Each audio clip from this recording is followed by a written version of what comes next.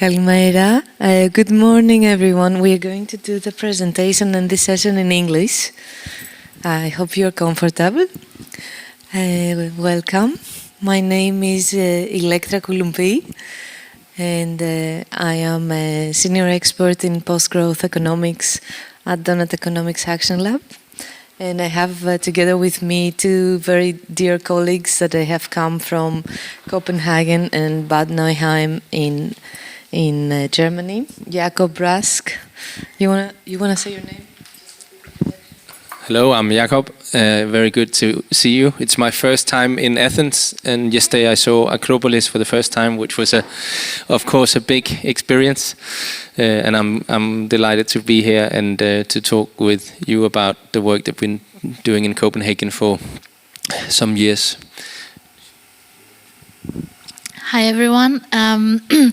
Welcome from my side as well. I'm Yuge, and I come from the municipality of Bad Nauheim in Germany, and I'm the advisor for sustainability and innovation there. And I look forward to talking to you. We decided we wanted to make this session a bit more interactive, and it's not going to be just us telling you.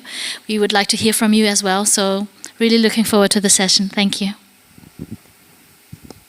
So thank you for being here. Yes, we are bringing the stories of three cities. I used to work as an advisor for the city of Amsterdam, and each of us have been working for a while in advising cities transforming their economic models based on the concept of Doughnut Economics. This has been our core field of work. So we're going to start with a quick story introduction from each of us, and then we want to do a little exercise with you as well, an exercise we use often also with our groups in city making. So I will start a little bit. Αν θέλετε βάλτε μου την παρουσίαση τώρα. I will start just sharing very quickly, if I can, what is Doughnut Economics, the concept that we have been working for quite some years now. And the story of the city of Amsterdam, which was the first city that embraced this concept and translated into practice. Okay, ευχαριστώ. And I will start quickly by this. What's the story behind my journey? I recently started reading this book from actually a friend also of Jakob, Emma Holten. She's from Denmark, and she wrote a book on feminist economics. But actually what is interesting is that she found out that the Danish government had once published a study that women were deficit for the national economy because according to their taxes they actually proved to be spending more for the state. They do expensive things like giving birth. They take time off to stay at home and provide care. So according to the current economic system that we have, women are a deficit, or things like giving birth are a cost to society.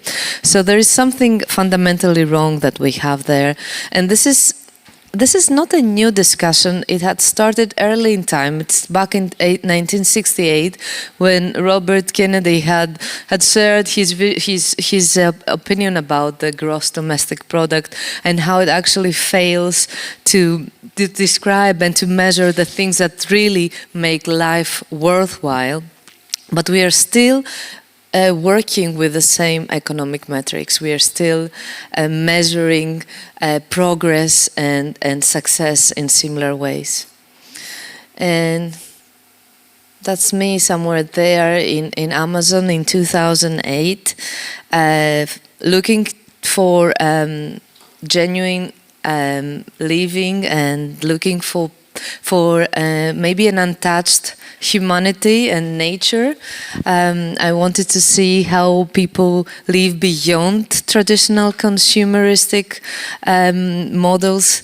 But what I found, amongst many miraculous things, was was people destroy, like nature being completely degraded, and people trying to mimic the Western way of living.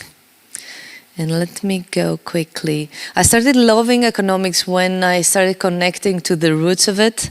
And I like this and think here makes absolutely sense to share it, where the root of Economia is to manage the household. How do we manage our home being the earth? And then it became for me straightforward, a study that I could understand far beyond the ways we understand economics as financial. And an existential question, who do you think manages our household right now? Our planet. If we consider our household, this planet, it's interesting to imagine that economics is actually the practice, the craft, the study of how do we properly take care of it and how do we manage resources. And all this has led me somehow through other paths to this. This is the Doughnut Economic model that was developed actually by a British economist, Kate Raworth. It came as it built upon a lot of studies of feminist economics, ecological economics, but also traditional models of understanding balance and thriving on Earth. And actually, it became it created a lot of interest around the world because of its simplicity to capture in only one visual what we say that is humanity's 21st century goal, which is how could we meet the needs of all people within the means of one planet, within the means of one household. So how could we achieve that? And it beautifully and simply, in a way, brings all these questions together, the ecological pressure and the social justice, by putting this visual of two rings. And if you see, the inner ring is called social foundation, and we want to imagine that the Earth's resources are stemming from the center of the model and going outward as we are trying to meet the needs of people, as we are trying to make sure that everybody has health, access to food, access to clean water, education, political voice. So as we are trying to cover these needs for everybody, we are using resources and we are moving outwards. According to the model, we want no one to be in the middle of this whole, because that means that they don't have enough to sustain a basic life, basic needs. We want everybody to be from the inner ring and above, and slowly moving outwards. That means that they can have the decent life.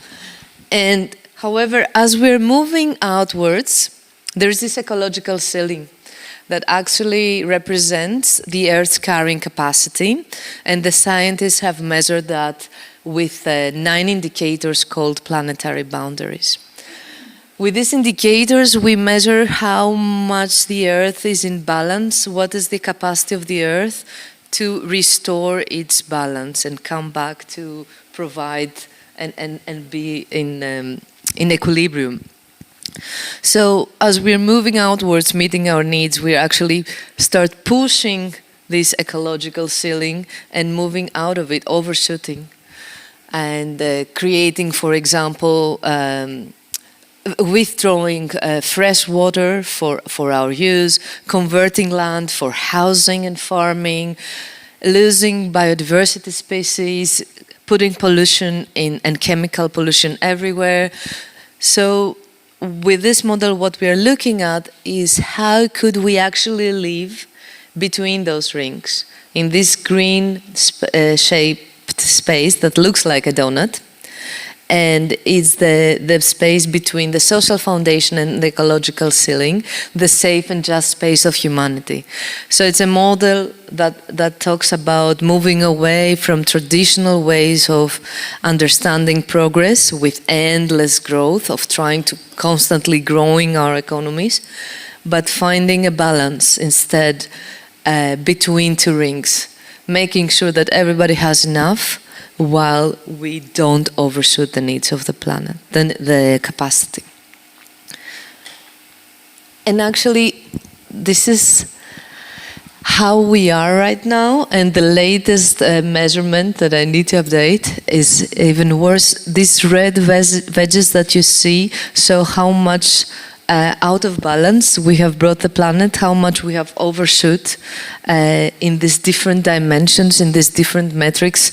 Our way of living, our way of consuming and producing is creating this impact, but at the same time, collectively, as society, we don't manage to meet the needs of all people, all these red inner indicators, so that we fall short to sustain the basic needs to everyone around the earth. So this visual became a tool for communicating. Kate Rayworth calls it our first collective selfie that brought to ourselves as society a mirror to see how we are actually operating. This is actually our picture. This is our existential image of how we are actually doing on this planet. And it opens up questions of how we can redesign the economic system that we currently have and look for ways to make more circular and regenerative economies, that they allow for resources to be reused, but also how can we make sure that the economies we design distribute value and they don't hold it in the hands of a few, so they are much more equitable. Oh yeah, I'm already there. So 2017 was this book came out, and it created a lot of interest because of this power of visual and also opening up the conversation of a completely new way of understanding economics. And 2018-19, it was already starting to being picked up in local government level. In cities were the first places where this concept starting to be translated into practice. I guess this is not a coincidence. Cities, in contrast to national government, the national economies are more manageable and at scale, where small change can have big impact, and you can see that quite quickly. And I was back then working with the city of Amsterdam in their circular economy strategy. Amsterdam and the Netherlands have a very advanced, for quite a while, agenda on how to become circular cities. Circular in this case talks a lot about how they manage resources and waste. Here, for example, you see a very high-level scope of how they are creating a map showing resources moving from one point of the city to the other when it comes to the food system or construction here, and showing where materials go and where can be repurposed, where can be demolished and used again. So creating concepts around this. And when we were working with them, having this vision of trying to create a fully closed loop of resources, they started to understand that in their narrative they were lacking a lot the aspect of social justice. So okay, maybe we can create an optimal system that manages to circulate resources, But how can we make sure that all these technologies and all these solutions that we are bringing up are going to be inclusive and are going to be sharing the value between many? How can we make sure that our city is going to be just? And that's where it was the right place and also the timing to bring this new economic model, the Doughnut, and start working with the different city actors, the local government, the local businesses, the community, to see how we could translate these ideas into practice. And when we started working with the Doughnut, that you saw, it's this two rings model, it was important that we make it practical for cities to work on and move away from this big picture that it provides about the whole world into something that they are able to discuss and make it day-to-day tool. So if you imagine this band and these two dimensions, the social and ecological rings opening up and unrolling, you can see that this creates actually 4 lenses for a city to study and look at itself. So it's the social at the bottom, the social aspect and the ecological aspect. And then there is the here, this is the city we are working, we live, and then there is the world. So it has these 4 different looks and perspectives of the city. And actually, if you imagine that into a question, that's the question we started in Amsterdam, and it became then the main way to work with other cities too, is how can our city, Amsterdam, become a home for thriving people? So how can this place make people thrive? And in a thriving place, so what is our environment? While respecting the well-being of all people, being aware of the impact we have in the whole people of the planet and the health of the whole planet. And if you look at that a little bit more, you will notice that these are 4 different questions. There is this aspect, the lens that focuses on what matters for the city, how can this city make people thrive, what are the people of Amsterdam need to be happy and to thrive, how is that different from Athens or Copenhagen? This is where we look at all the different dimensions of locality for people. Then we look at the ecosystem, the habitat we are part of. This is different if we are in Athens next to the sea, or if we are in a Nordic area, it's a desert or a mountain city. What are the properties that this ecosystem has? How could we mimic them? How could we integrate them? How can we take care of the local habitat and thrive within it? So these are 2 aspects of social and ecological here. And then we have the global aspects, which are usually not something that cities look at. So there is the indirect impacts that the city has from the consumption of products and resources, the clothes we buy, the food we eat at the supermarket and at the restaurants. Where does this come from? Usually for the places in Europe or in the US for high-income nations, the way that economies are designed, most of these places have been produced or extracted and transported from elsewhere. So what can we look at these more indirect, hidden impacts that the city has through our consumption to the whole planet?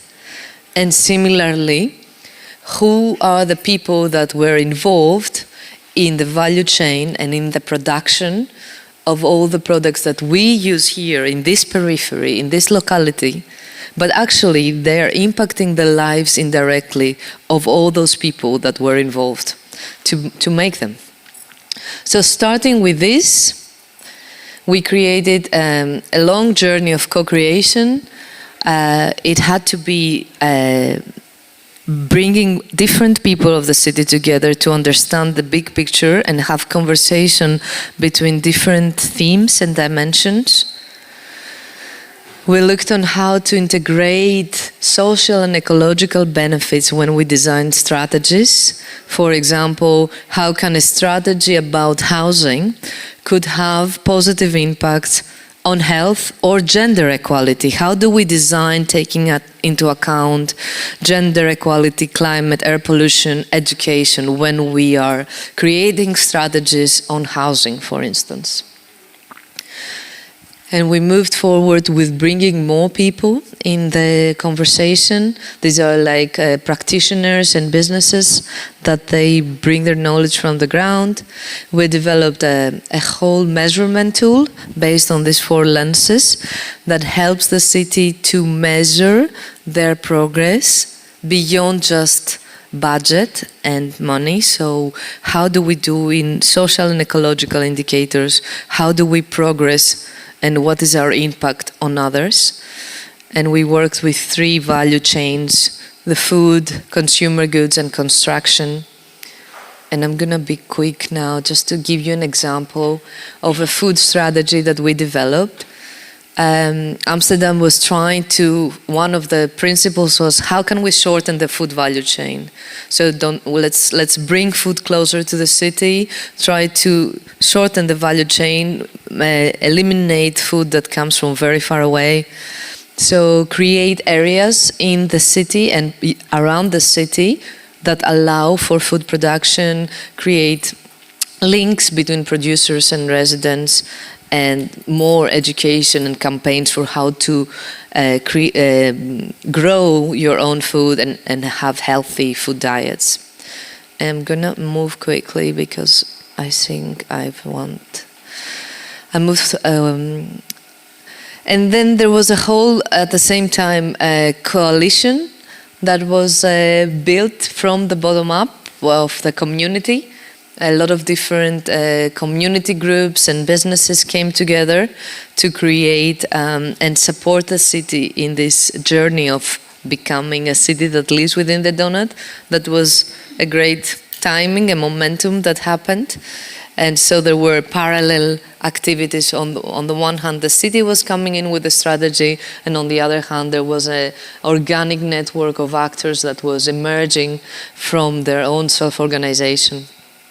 And there are many interesting projects. I wanted to bring this one to show how this can become also a business concept. United Repair Center actually is a business that provides repairing to big companies, repairing clothes by hiring people that have been excluded from the labor market. They provide to companies like Patagonia, North Face, Lululemon, the infrastructure for repairing. So they collaborate with the big brands while training people that have been either refugees or from other vulnerable groups, and they work in this field of circularity, let's say. And they have a particular business model of being owned by an independent foundation. So also the actual design of the business also speaks the same language of how they can make sure that their mission is going to continue staying in that way. So passing that and giving the floor to the rest, but just to close, for me, this experience and the experience I have seen in other cities is many times people ask, what does the donut bring different to the existing efforts of sustainability that the cities have, or all the other dimensions that they are working. And for me, what I've seen being very powerful is that it gives them language and narrative, that it's a story that brings different people together. It becomes clear what's our vision, what's our goal. We want to live in this balance between the two rings. And it becomes much more clear than abstract notions, and it touches people's hearts. So it has become a tool for many to create social change. So giving the floor from me to hear the story of Bad Nauheim to Yuge, and thank you. Thank you.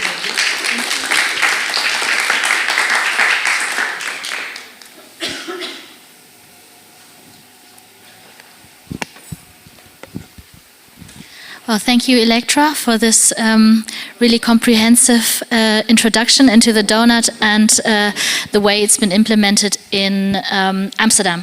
So today our session is called Envisioning Safe and Just Cities through Doughnut Economics. So today I would like to just dive into one aspect of how we implemented the Doughnut in Bad Nauheim. And yes, so because we're a very small town in the middle of Germany, just a quick overview that everyone knows what I'm talking about and where we're located. So we're in the middle of Germany, just north of Frankfurt. So we're kind of reaping the benefits of being close to this very prosperous economic area. We have a population of 34,000 inhabitants, but we have a bit of a special situation that we are a visitor town. We have a thermal spring and spa, so in the summer we can host up to 60,000 people in the city. We have a lot of agricultural land around, and yeah, so this is kind of the context of where Bad Nauheim lies. As most of the Western democracies, we are a representative democracy, but when we started working with the Doughnut, first we also we adapted the Doughnut to the local context, like in Amsterdam, together with the city administration decision makers. We adapted the Doughnut, but we also wanted to use the Doughnut to envision a city in which people want to live in. So we wanted to really include the ideas and needs of the citizens. So we decided to have a large-scale citizen participation, in which we wanted to co-create this common vision together. And we wanted to be representative and inclusive, and I put a question mark there because obviously it's a challenge to do that. We're 34,000 inhabitants, and we decided purposely not to do an open call, because normally when you do an open call, the people who sign up are the people who are always heard. The voices that they're always the loudest are the people that come to the forefront and voice their opinion. So we wanted to make sure that we would reach people that don't always have a say. So we decided to take a representative sample of 5,000 inhabitants. That was a number that was recommended by a university that we worked with. We formed a representative sample in terms of gender, age, and so forth, and invited them by letter to contribute, to participate in this process. We did not expect that we would have 130 signups within the first 3 days. So we had to kind of stop the sign-up process in order not having to disappoint too many people and cancel on them. But that was the first hurdle in terms of representation, because obviously the people who sign up first are a specific kind of people. Maybe younger people would have waited a bit longer. So in terms of people invited, we had still a very large number of elderly, white, middle class, educated people. So there is kind of, representative. Is it still representative? But anyway, this is how we then continued. We had a large kickoff workshop where we invited all of those 130 people, and we try to make it as inclusive as possible. Similar to this event today, we provided childcare. We made sure that it was on the weekend where people the most people could attend. Then in this workshop, we actually 110 turned up, so there's always a bit of people who sign up and don't come. And this is where we kicked off the co-creation phase of the process. And in the end, throughout 8 months, we had around 90 people that continuously participated.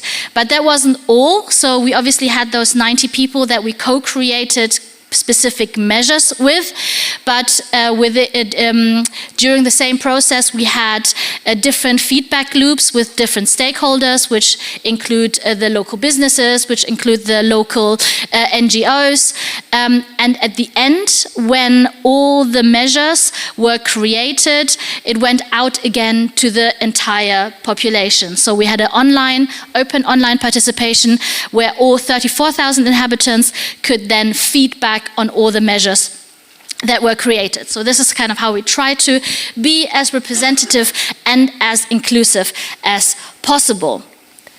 So this is just a picture of the kickoff workshop where we had tables based on the 6 ecological dimensions that were defined in the previous process. So as you know, we learned there are 9 ecological dimensions, but in the adaptation to the local situation, there are things that that were taken out, like ozone layer depletion is something that the impact of our city was minimal. So this is something that kind of came out of there, and because we concentrated on really the areas of influence of our city on the different dimensions. So as you can see, we have 6 ecological dimensions. Within each of these dimensions, so we formed 6 groups according to those dimensions, and within these dimensions we co-created measures to improve on that dimension in the city. But obviously these are only 6 of the ecological dimensions. How did we ensure that all the dimensions of the donut, including the social dimensions, were included in the decision making? So this is kind of the tool that we used. It's in German, sorry, but so on the left you have the measures that were created, which are then run through like an assessment system in which you determine the potential impact of the specific measure on the different other dimensions. So you had to make sure that whatever measure or policy that was created would have positive impacts, or at least you would be aware of the potential negative impacts that it might have on the city. On the different dimensions, right? So this process brought us to this figure. So in the kickoff workshop, we collected around 600 individual ideas. After these 600 individual ideas were collected, we ran so we clustered them. Some of them were maybe the same, some of them were very similar. And once this was done, we ran it through this Doughnut assessment tool, and through this we filtered out the measures that had least impact on the different dimensions. So obviously this was a limited process. It's not supposed to be covering everything that the city does, but maybe the most pressing issues that come to mind. So through that process, we eliminated or we broke down it into 60 prioritized measures, which then the people continued to dive into deeper and co-create 21 projects and policies that were supposed to be implemented in Bad Nauheim. So here you see the 21 co-created measures. It's not supposed to be readable, but maybe as an example. Ilektra told me to provide some examples of what those measures were, and I think these two maybe illustrate quite well kind of on what level those measures were at. So one of them was depaving of unused road spaces to increase the natural ability of the environment to store water, and this was a measure that was very much directed at the city, at the administration. So this is something that the administration had to do or is doing right now, is to really have close look on where can we improve our local ecosystem, as Ilektra also introduced earlier. Then we had other measures that were on the level of the citizens. So one whole point is all the parents to schools, to kindergartens, they're taking the car, but what can you do to reduce this traffic that is not necessary? So there was one area of what the municipality could do is to provide information to in schools, in childcare facilities of the options that parents have to not use the car, but also to hold the individual people accountable for doing things or implementing things for themselves. And because, as you probably know, there's a lot of this notion of I pay taxes, or in Germany at least, I pay taxes and please municipality, you do. But we know that in this whole transformation and creating the safe and just space in a city, it needs everyone in the city to act. And so that's one thing that we also put a large focus on, that we develop measures that are not directed to one stakeholder group, but really also highlights the importance of working together towards a common goal. So that's my example from Germany, and I think we have the time later to take questions, and so thank you very much.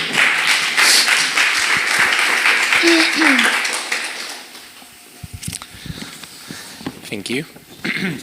And while the slides are set up, I might add, I didn't introduce, so what I do for my work is I teach economics at university, a bit outside of Copenhagen, and then I work with city development, urban development, on bridging research and practice within the built environment particularly, so on the kind of relationship between housing and affordability and its ecological impacts.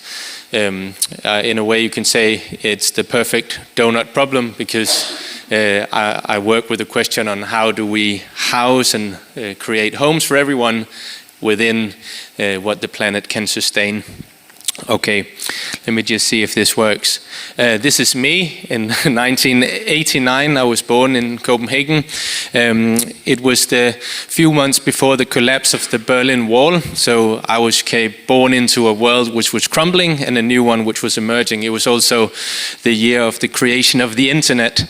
The hypertext protocol was created this year, and it also happens to be the year of birth of the International Panel on Climate Change, because a few months before, James Hansen had gone into Congress in Washington and told that the past 12 months before my birth was the warmest that science had ever recorded in human history, and it was caused by our emissions of greenhouse gases. So you can say that from then on, humanity knew about climate change. Of course, you can say we didn't really listen as a global culture. So 20 years later, in 2009, I was along with 100,000 others outside of the COP15 climate summit in Copenhagen. And two things happened. One was that this planetary boundaries paper was prepared by Earth system scientists from Stockholm Resilience Center and a global network, trying to answer the very difficult question, how much pressure can humans put on Earth systems before we begin to push it over the boundaries? And they didn't know how many there were. They didn't know, but they published this paper trying to quantify it. And they came up with the 9 ones that Ilektra already shared. And the big, massive protest that gathered around Copenhagen was gathering under the slogan, system change, not climate change. And unfortunately, we got the latter, and we're still fighting for the former. So for me, it became a crucial moment, partly seeing that picture, which really made an impact. I was a young student, and I decided to go and study environmental science because of reading this study and reflecting on the failures of our institutions to address the problems, because the Copenhagen summit was a big disaster. There was no binding agreement, and in many ways the Paris Agreement, the success of that came out of the complete collapse of the Copenhagen Agreement. There was no binding targets, and there was this was the time, maybe you remember, Edward Snowden released these files showing that the US had been spying on all the other participants in the negotiations, so they already knew that Angela Merkel would set her targets, and so they were basically gaming the system, trying to commit as least as possible. I guess history repeats itself, because now it seems we're back in a similar sort of situation where the main economy in the West is completely sort of moving away from any kind of ambitious commitments to making the planet habitable.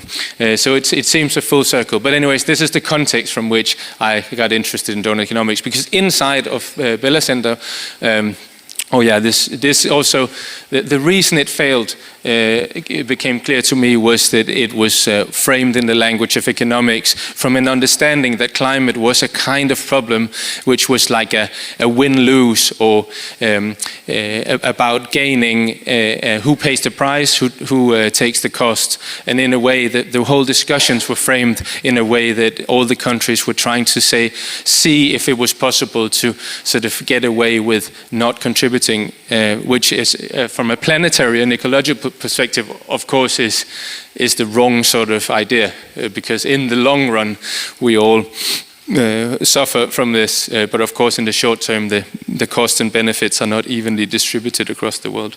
So Kate Raworth was sitting inside, and she also saw this picture, and she came up with a donut, drawing a ring inside of it. And then a few years later, after having studied environmental science, I decided that economics was really the field of study that I needed to understand, because it was the language of politics, or the mother tongue, which was actually blocking the kinds of transformative economic policies that was clear from a sustainability perspective. We were always told that it was too expensive or not economically viable. So I decided to go to England and study economics, and Kate Raworth was one of my economics lecturers. Then came the Sustainable Development Goals. They were integrated into the framework. The book came out 2 years after I had gone back to Copenhagen and started putting these ideas into practice. Doughnut Economics Action Lab was founded, and on the back of that, also seeing from what they did in Amsterdam, what Ilektra presented, we founded an initiative to try and get a Copenhagen donut to use this framework to measure our impacts. I wrote some books, one on co-housing and one on cooperative enterprise, which I'm happy to talk with you about later. It's not the topic of this talk, but just so you know that that's the work I've been involved in for years, and Ilektra already showed this.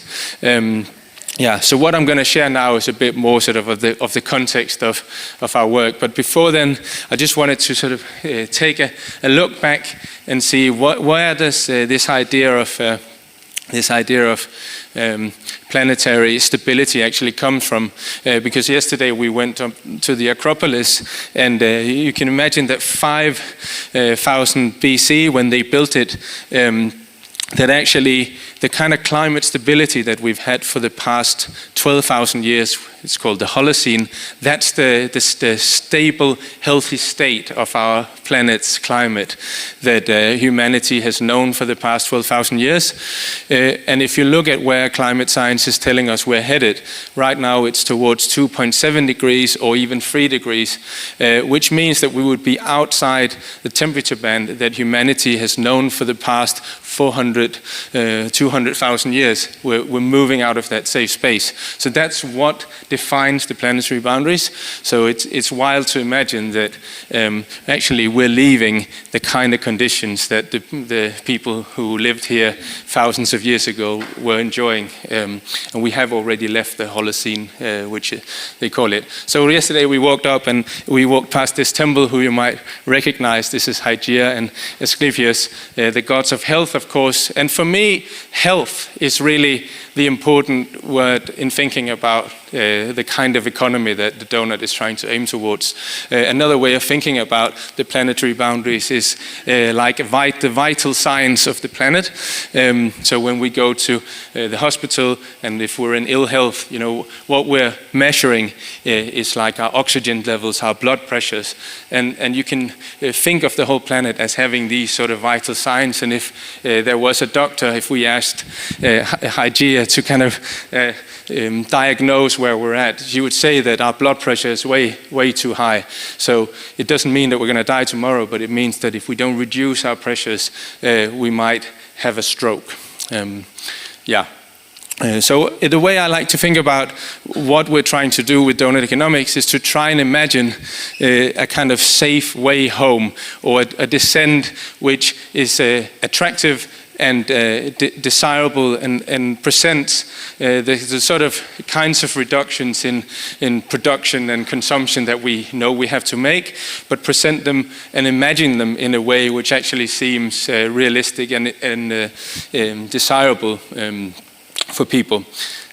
Some people call it degrowth. There was recently a study published that actually most people really like the policies of degrowth, but if you use the word, less people like it. So clearly using that kind of framing has a communication problem. But basically, if you look at the research, and if maybe some of you are in that field, I would say it's basically the same kinds of policies that we're talking about.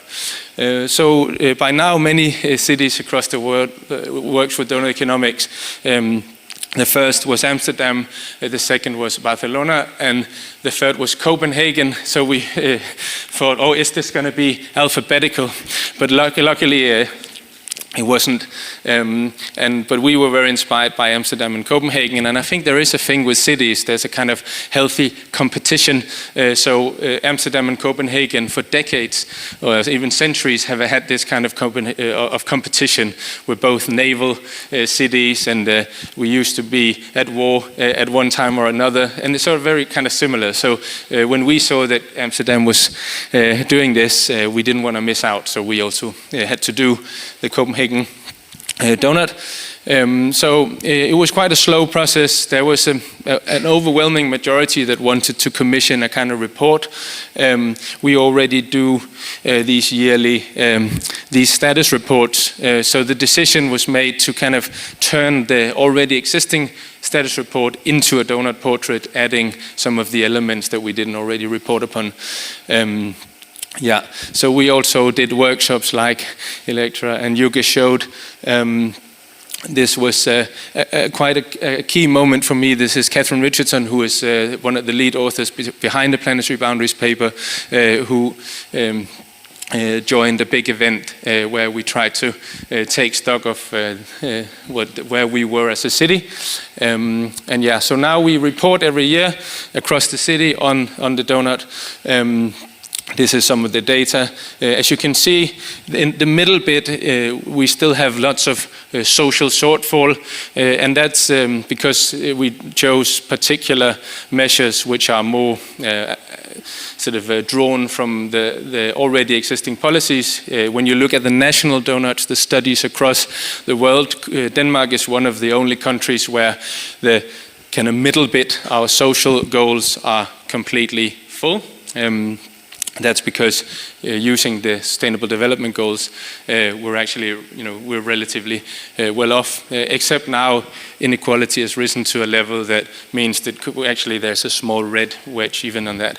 So it didn't really make sense making the Copenhagen portrait to use those metrics. So we decided instead to go for more particular, more sort of ambitious social measures, you can say, on things like housing, which is becoming unaffordable, on job security and health especially. Like Yuge, I made a slide which has too much information and too small text, but just to show that the kind of document, it's like for an economist, it's like a real treasure trove of data. So we measure everything from like income to education, housing, the planetary boundaries, the circular economy in the construction sector, and so on and so on.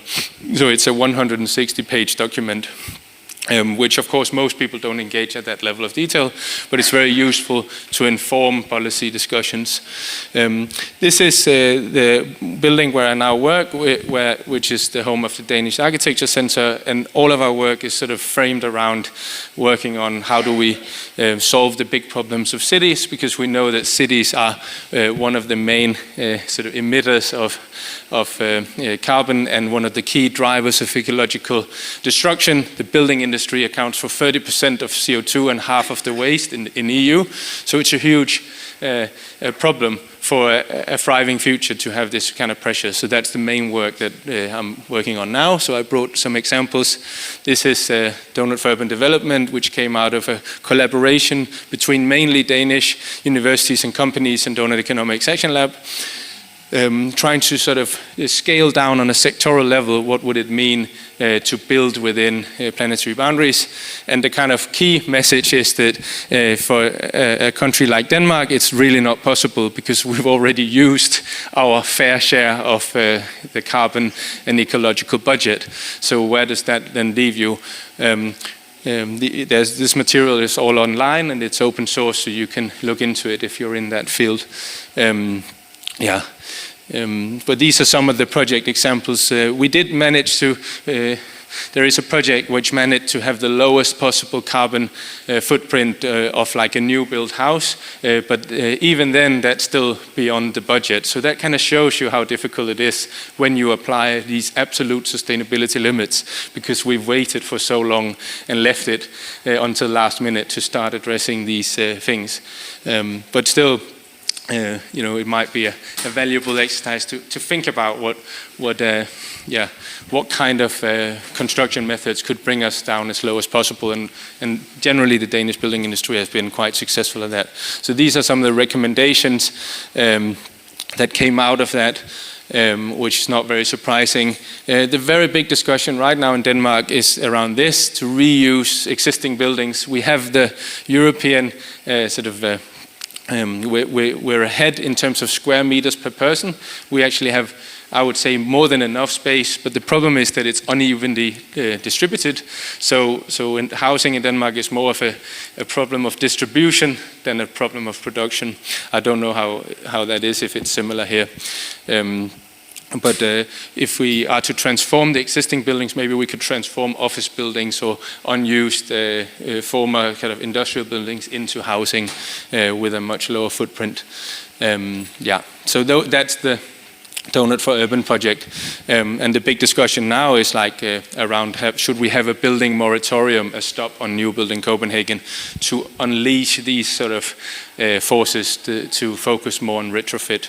And that's quite a popular idea and gaining more popularity. The other project I wanted to share is beyond the roadmap or reduction roadmap. It was an industry level campaign that came out of this realization. And this is the 5.8 is the kind of accepted target for climate emissions for new builds that we would need to impose in order to follow the Paris Agreement. And most of the building industry ended up signing this to lobby for stronger regulation from our government, which is the first time in Danish history that an industry have actively banded together to demand higher and more ambitious regulation, which is really interesting. I find that was possible for us to achieve. We have the opposite problem with the agricultural lobby, where they keep sort of weakening the regulation and lobbying for less pesticide and fertilizer regulation. But the building industry is quite ambitious, and all we need really is sort of policy to set ambitious targets, and then we know how to deliver. So that's that campaign. It's also freely available. This is it's in Danish, but I'm going to translate it. Yeah. So this is the former Minister for Housing, who just ran to become the head mayor of Copenhagen. She said they're beginning to match the arms industry in the US lobbying power. That's what she told about us in this campaign, because we were so successful at sort of lobbying for her to make the policy adhere with the scientific targets. So she's quite concerned about that. She lost the election as well, so I don't know if we played a small part in that, but who knows. So the main point, I'm not going to go through all this, but the main point that came out of the work is to say that we haven't really been able to separate economic growth so far from energy use by sort of efficiency measures. So we have to think about sufficiency, and that's the basic idea. So to move beyond just thinking about buildings, beyond net zero, and beyond only looking at CO2 to kind of full planetary measures. And the way we've done that is by applying this pathway, say this is how much we need to reduce our emissions. But to really, if we were serious about getting back within planetary limits, we also need to restore and regenerate ecosystems. And that's why we end up with this sort of butterfly framework that came out of the last report. It's all online. If you're interested, you can download the whole report. It implies different kinds of aerial distributions, different ways of protecting nature. So, I wrote an essay for this, sort of imagining, kind of like what we'll be doing in a moment, imagining. So one thing is having a budget, which is very important in economics, but another thing is imagining the kind of pathways of what would it actually look like to transform our cities and our industries according to this way of thinking, and it sort of outlined the kinds of events, sort of imagining the next decades, what would it actually look like and feel like if we mobilized a mass movement towards ecological sufficiency. We made a summer school, and I posted a link in the video, which I won't have time to show, but just so that I can share it with any of those of you who are interested. You have to. Alle deltagerne til Doughnut sommerkurset er lige kommet, og jeg må indrømme, at jeg ikke helt troede på det, før vi startede her i dag. Somehow I'm not able to go ahead, but it doesn't matter. So I'll just end on this to say, when I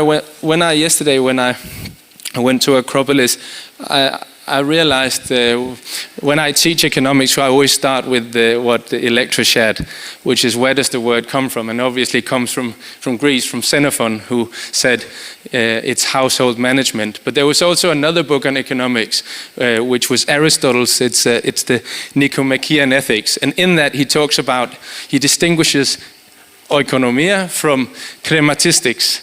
And krematistics is the sort of accumulation of wealth understood through money, and he was very critical of that. He said, economics is about household and needs and sufficiency, and krematistics is about speculation and trade. And I think this distinction has been completely lost today. So today, actually, a lot of what goes on in economics and economics institutions is not really economics, it's krematistics. So if there's one thing I want to leave sort of you with today and thinking about, is that we need to reinvent the economics as understood as household management. So you can kind of think of that term developing from here, from Xenophon and the ancient Greeks, and then being transformed in the Industrial Revolution in England by Adam Smith and the classical economists to think about the whole nation as a household.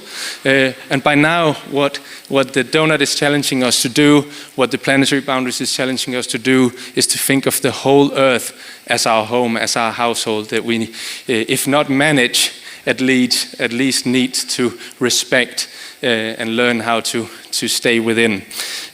So that will require a new kind of ethics as well, and it will require a new kind of politics.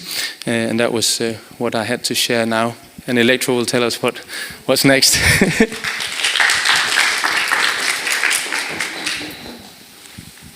Should we do the time traveling or have little time for conversations? So we give people a chance to... Yeah. We wanted to hear from you a little bit if you have any reflections, any questions that are in the room to discuss or ask. Is there anyone who would like to ask something? We have a little time. Yeah, let me give you. Can I take this? No, paras. You know.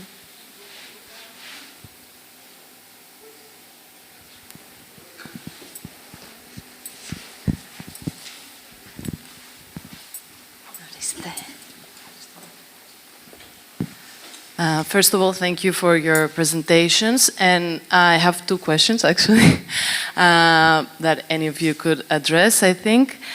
So firstly, Ilektra, you mentioned circularity as a compatible concept and tool with the Doughnut economy, and I wanted to ask whether the growth as a different, let's say, but also similar concept could also be compatible with the Doughnut economy concept.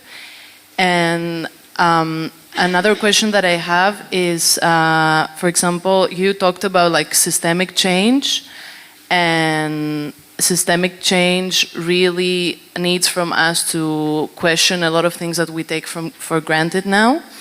And one of the things that came to my mind is the role of big corporations in our economy, and how like big enterprises, or whether big enterprises could participate in an economy that is viewed through a Doughnut concept. Thank you.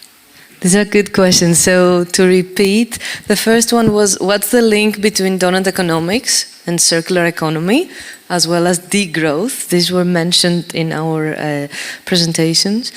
And the second one is, what's the role of big corporations, whether they could play a role in systemic change? I leave this here.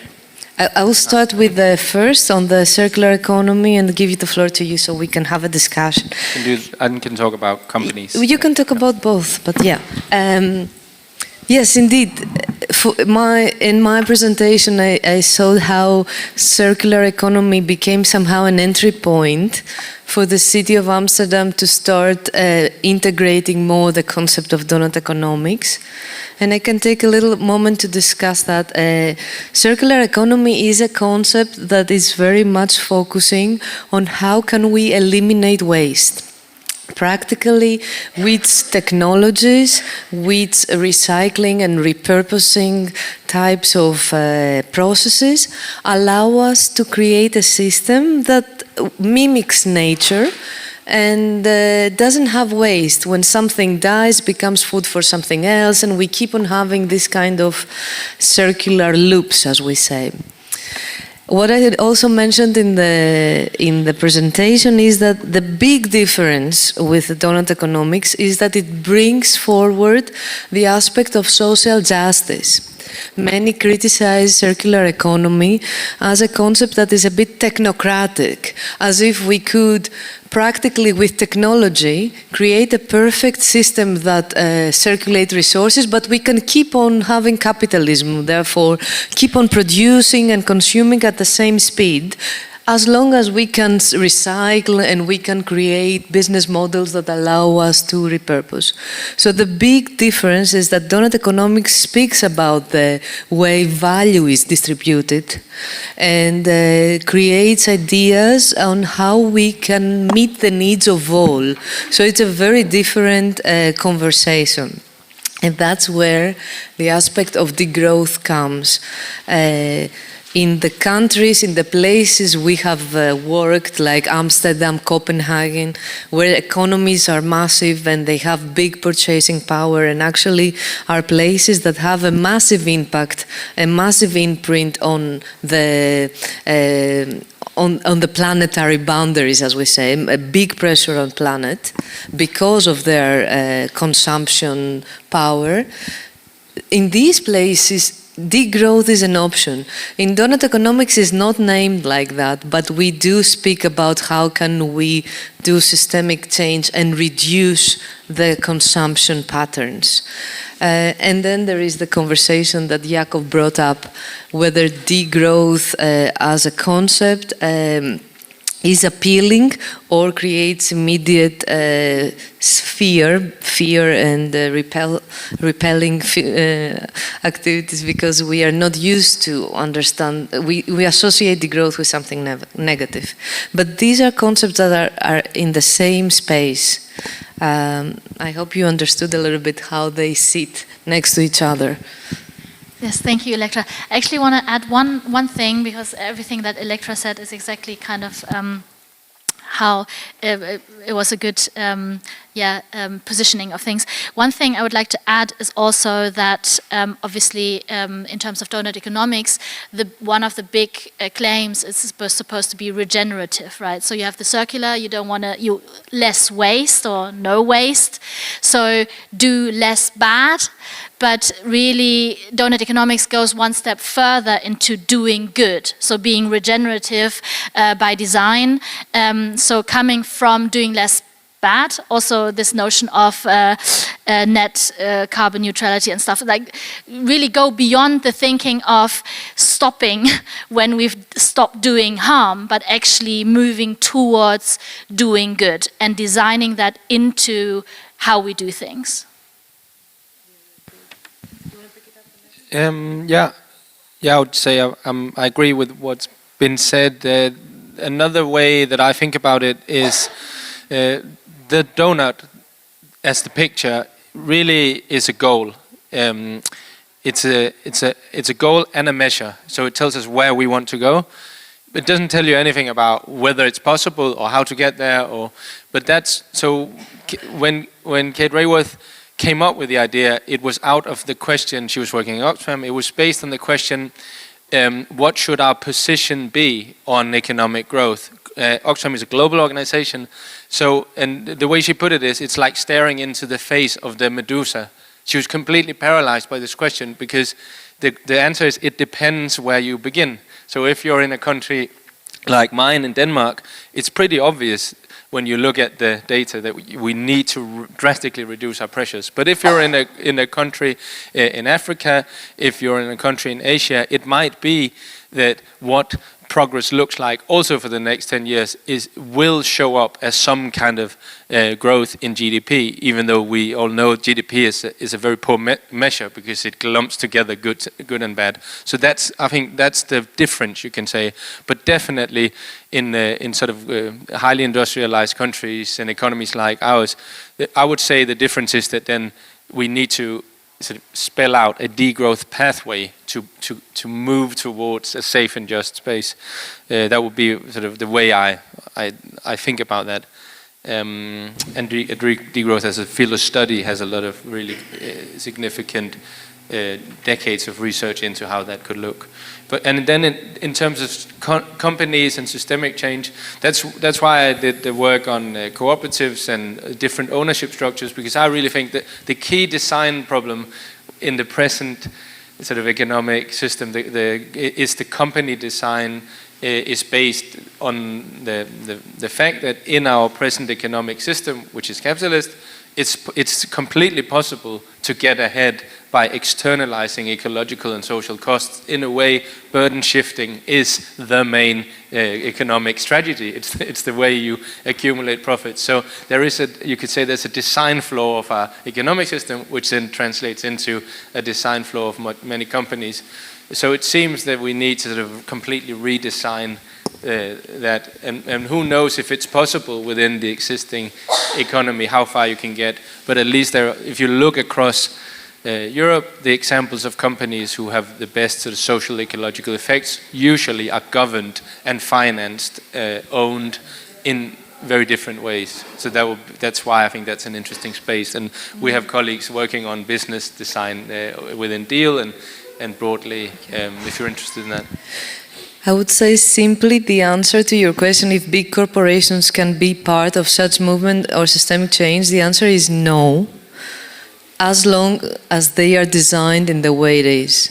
Everything else would be greenwashing. They need to look deep into the way they are governed, they owned, and they move money if they want to be part of systemic change. So they need to transform completely their design. And that's why we work... Yeah. Shall we have Stephanie? Hi.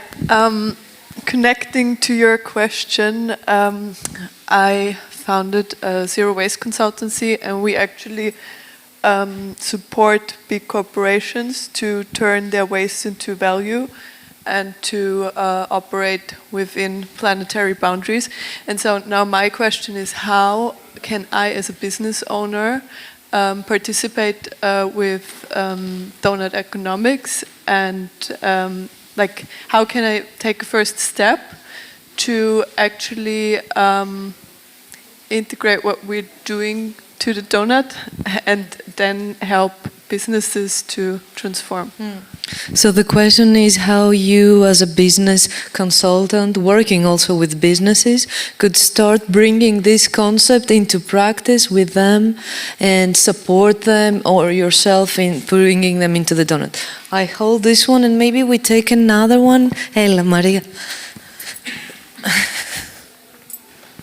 I was just super curious to know, how did you manage to lobby in that way in the construction sector to have such a high result? Maria is referring to the work that Jakob presented on the lobbying that they did as a group for the construction. Is there another question? Somebody want to? Or we take it from here? Okay. So the first one on businesses. Again, I think this is similar to what we said before. Because this is an appealing concept and many businesses want to be green, do good, be part of the wave of the innovation, we are careful how this is becoming practical. And again, it goes back to really look into the deep enterprise design of these businesses. So we have developed tools to work together with business owners, with consultants, on how they can study and rethink the way they are governed, the way they are owned. So it's deep root into the design of each of those enterprises. In that way, they can start operating according to or integrating principles of Doughnut Economics. It wouldn't be a simple path just to take the model and start measuring themselves. It would be looking in deeply and systemically the way they are operating.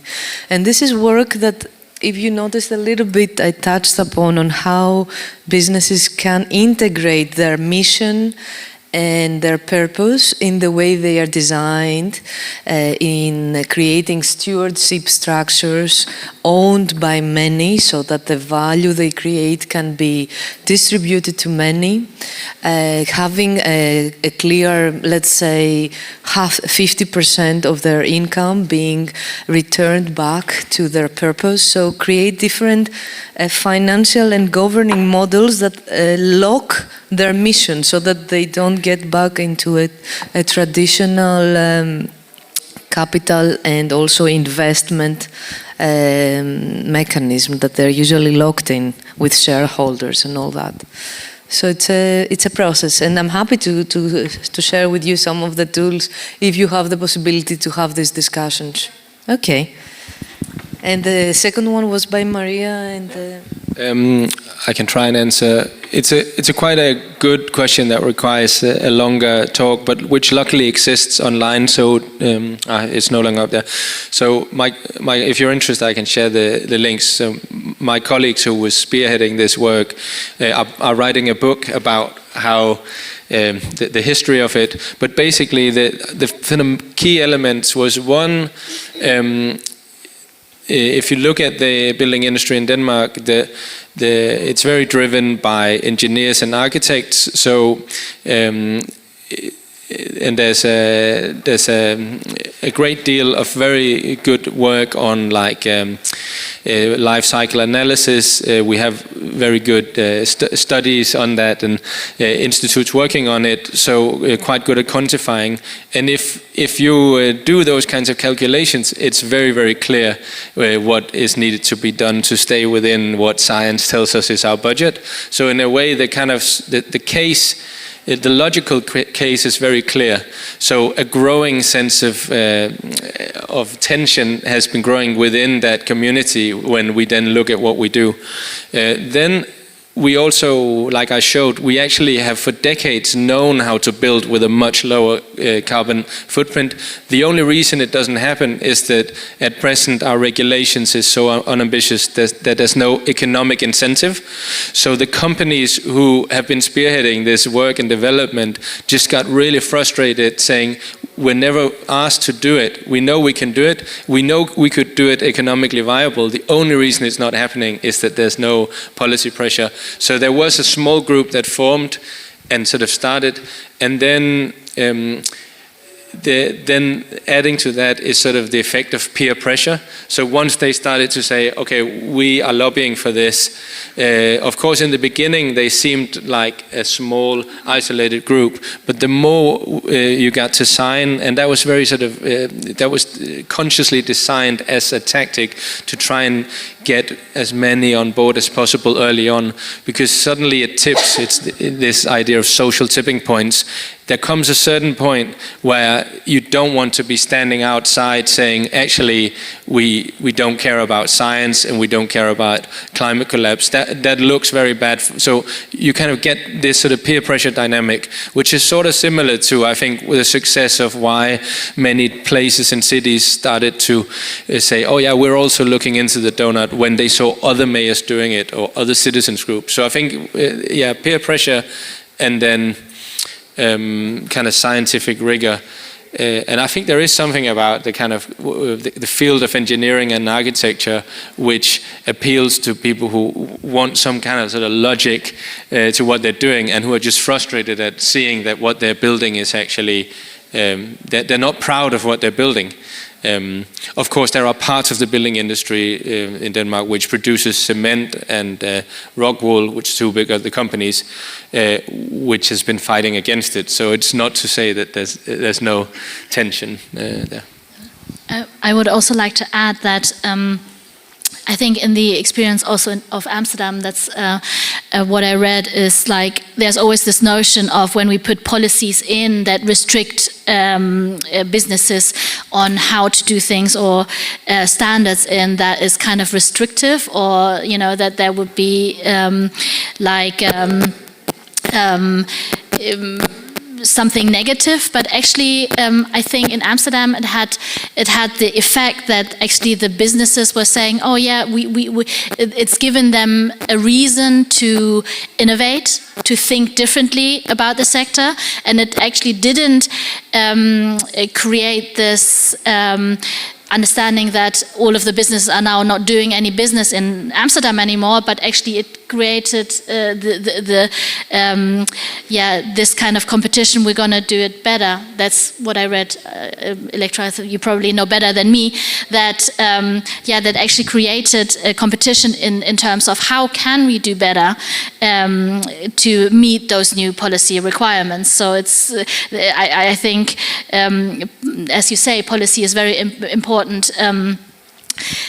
tool to kind of really drive businesses into the right direction. So yeah, this understanding where governance is really important, yeah, to drive this change.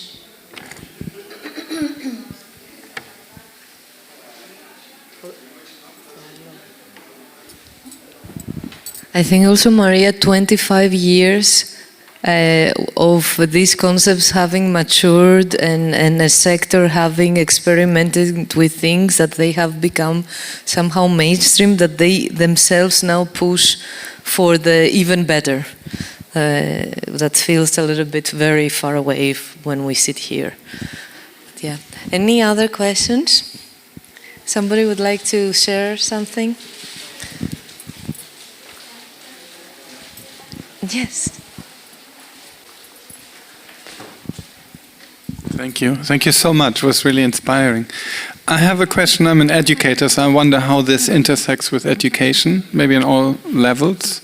I mean, I think Denmark had the folk schools, like there's an early education model to integrate ideas of democracy into youth. So I wonder how the whole Doughnut economy sits in relation to education. And my other question, which is not fully formed, is looking at your trip to find pure humanity and finding capitalism. I wonder how Doughnut Economics intersects with other knowledge systems, like indigenous knowledge systems. And looking at the map, it's very Eurocentric where these things are being implemented. So what is this dialogue, or what is the interaction between those? Thank you. These are great questions. What do you want to say about the cities outside of Europe or places? Yeah, I can give you the second. I mean, the first one on education, I can share that when the Doughnut was developed, there were two first streams that we saw, that it was obvious that it should be implemented. One was get it practical, and cities were the first place of experimentation, and the other was education. So there have been a whole parallel movement and efforts on bringing this concept to academia, to different courses, to schools, because as you see and as you understand, this is a completely new way of understanding the world, new mindsets, new cultural and worldviews. So in all the workshops we do, in all the consultancies that are related to this, we end up like, how can we change the education, how we can upskill people, understand this. So this is a whole other world where Doughnut Economics is getting integrated into courses and into curricula. Okay. It works. Thank you very much for that question. So that's been my key question. So I was a folk high school teacher for 7 years, partly because after I came back from having studied economics in England in a small ecological college, with the Doughnut book wasn't published yet, and so no one had heard about ecological economics or those kinds of ideas. So when I came back, I actually left university where I was teaching to go and teach at a folk high school, because that was the place in Denmark where I could teach what I wanted to teach, whereas in mainstream economics department, they were completely uninterested in even integrating kind of ecological science into the curriculum. And Kate describes a very similar experience. So she wrote Doughnut Economics as a response to the global rethinking economics movement, which was ablaze when I was living in England. It was also in France. It started after the financial crisis, students saying, so we look out the window and we see bubbles bursting and financial crisis, and then we look at the auditorium screen and our textbook, and it doesn't reflect that reality at all. So the book really was her response to what should be taught. But paradoxically, economics department is the one place that's been most resistant to changing the curriculum. So when the last picture I showed was of the summer school that we did this summer, and that happened to be within the economics department in Copenhagen, because they had the biggest auditorium which is available, and more than 300 people showed up for that, and it was a week. And for me that was very significant. Partly it was 10 years to the date that I had left my economics education in England, and we tried to do it in a participatory way. We did lots of games and activities, and really drawing from my background teaching young adults. And for those who don't know folk high schools, it's a very particular kind of educational model that emerged. Actually, it was some people who, one of the main key thinkers in this who inspired it was a pastor who went to England to study, and he saw the English colleges like Oxford. They had some text he was interested in translating. So he really liked the educational atmosphere, the kind of small scale, the direct conversation, the spoken word. He didn't like the elitism. He wanted it to be for the people. So he imported that idea, but for sort of ordinary rural farmers' education, which became sort of, it's where the Danish windmill, the first windmill was invented on a wind turbine was invented, the farmers' cooperative movement, that whole thing. And if you look at sort of, if you ask any Dane about folk high schools, you'll see their eyes light up, because it's where all the songs are written, the songs that we sing for Christmas are written by this. So it's like, it became a very, very significant part of our culture. And those still exist. And I see very much what we're trying to do now is to say economics is too important to leave to the economists.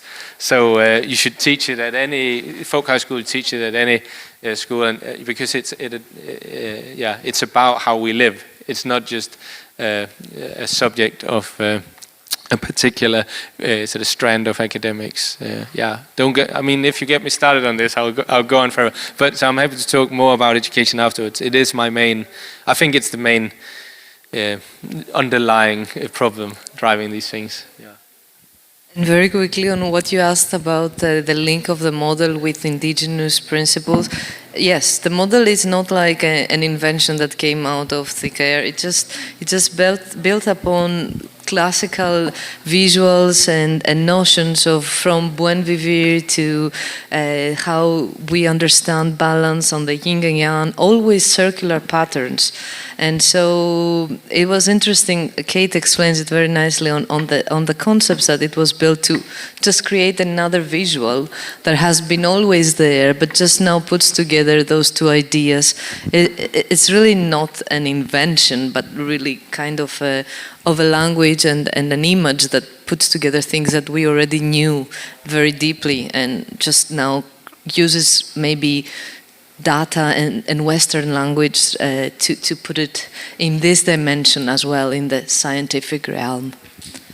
Yeah, and also in terms of implementation or putting the thinking of Doughnut Economics into action, actually there is this space to also include indigenous knowledge. So there are different places where it's been done. Like for example, in New Zealand, they've done a Maori donut, where they actually flip around the social foundation and the ecological dimension, because in their indigenous thinking it's the other way around. So there is this flexibility because the donut, as you also said before, is a way of rethinking, of kind of questioning and re-evaluating how things interact with each other, and that it's not a straitjacket of like kind of this is exactly how it's supposed to be. So I think this really leaves the space to include any sort of indigenous knowledge, or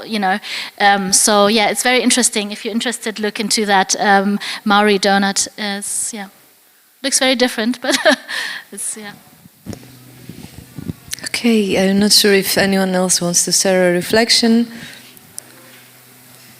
If not, you have a question. Okay, and then we're gonna close it because it's. Thank you very much. It was wonderful to have you here and exploring a journey with you again. And because I have been seeing many seminars or workshops around the Doughnut economy. And sometimes for some of us it's too academic or difficult to apply or understand. And I've seen Ilektra presentation with the economy, which is, you know, this beautiful Greek word about ecos, house, and the law of the house, and how we can take care of a house. And what is 3 things that you probably do in your household, or you will advise the Greek citizens, fellows here that we are, 3 things that probably you do or we can do in our daily lives to have a better living. Because I have this experience that we sometimes overthinking, over-talking, over-sharing, overdoing a lot of things about everything, but there are very few individuals or people that they really try to make a difference into this environment. So if you have some tips for me, I'll take them home. Thank you. So it goes down to the individual responsibility. I don't know if something comes to your mind you want to share, but like if we could bring it down and translate. Yeah, thanks, Adonis. Yeah, I also think about this a lot. For me,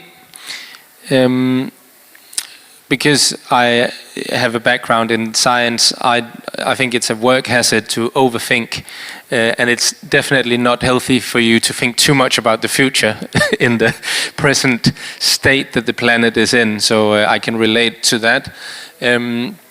And one of the things, I think, apart from taking personal responsibility for your own, the effect of your actions, I think one of the benefits of thinking on a household scale is also that or thinking and acting is that you can get out of your worries and overthinking. So for me, the work I've been involved in around thinking about co-housing and eco-villages and studying those, is one of the interesting things is that there you actually have a movement which has taken decades, where it's not so much like an individual level response, but more of like a community level response, because the main problem I think with looking at the personal level is that if you look at kind of studies of what are the big personal environmental impacts, there are really 2 things that a person can do if we really want to reduce our emissions. One is stop flying, the other is eat vegetables. Those are like the 2 main ones. There are other things, but if you do those are the big ones. But beyond that, it's like our energy system, our water system, our housing. Those are things which to most of us individually is like beyond our reach to change. That's things that needs politics and collective action. So I'm not trying to say it's not important, but I think the interesting sort of middle bit is like, because global politics definitely seems overwhelming and impossible to change. National politics also often does. City politics can, and depending on where you are and who, can sometimes feels like a more accessible arena where you can have some sort of agency. And that's why I think you see a lot of interesting work happening on a city level. And then community level is really taking off. So I think that you can think of it almost like a scale, where the smaller scale, the more agency you feel like you can have. But then also what I'm really interested in is like when you then begin to see these different ways of producing, meeting against the resistance of bigger systems or whatever, what happens in that sort of, in that dance, and is it possible to then actually begin to transform the bigger systems, or will it die out? Which is typically what happens to these sort of movements. I don't know if Thank you, Jakob. Actually, one thing I was thinking is one of the It's not. Oh, it is working. One of the main assumptions that perpetuate the current neoliberal capitalist thinking is this understanding of existence of the rational economic man, right? And I think what we can do in our everyday lives interact. Is it mine? Can you use the other thing? Yes. Okay. Yeah. So, in my understanding, but because sometimes it's so when you're in the community, and it often feels like it's about competition, and it's about you perpetuating your own interest. And I think what we can do on a community level is to show that that's not true, that we really continue to act against this notion that we are this rational economic man and just only act in self-interest, and really not let the system pull us into this kind of behavior. That's, for me personally, I feel it's like one of the most powerful things that we can do to really question this notion of the individual interest above all. Yeah.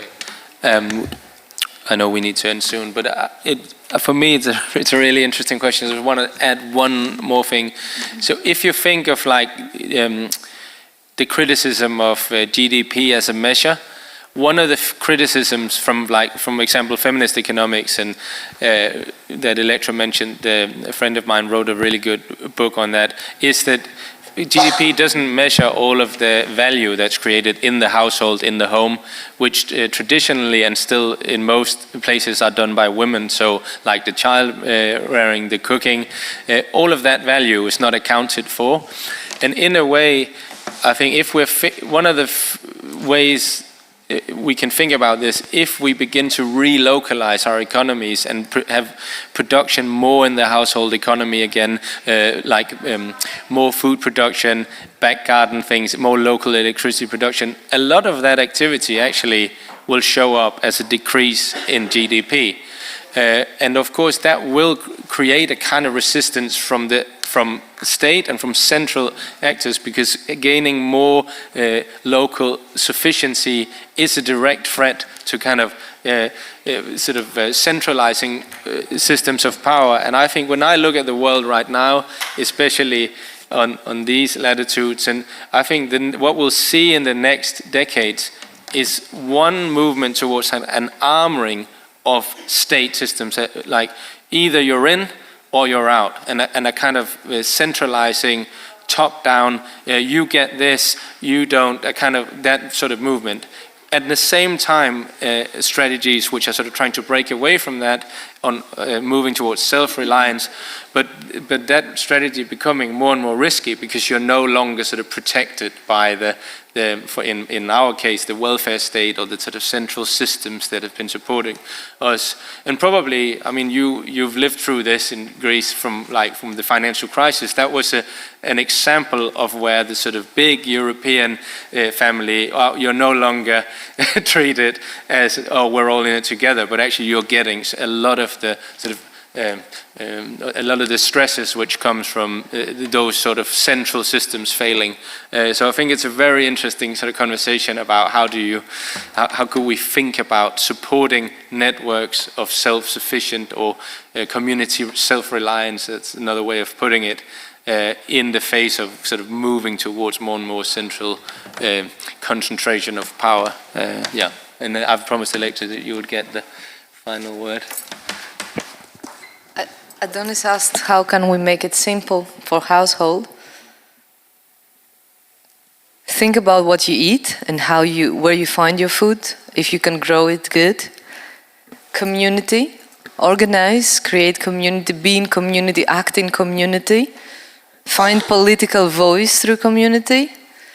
And understand your purchasing power, where you give your money, what you buy. These are our key mechanisms for starting as an individual for me.